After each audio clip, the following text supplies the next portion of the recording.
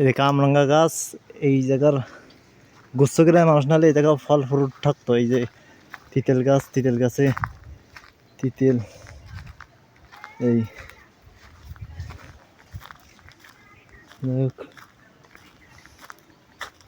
হাত ভেঙেছি রে।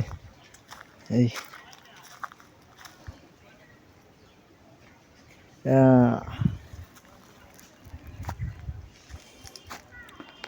আমার বড় চাচা যে সময় ছোটো, তার বয়স দেখুন 13-14 বছর, সেই সময় সে খুলনা হাট করতো।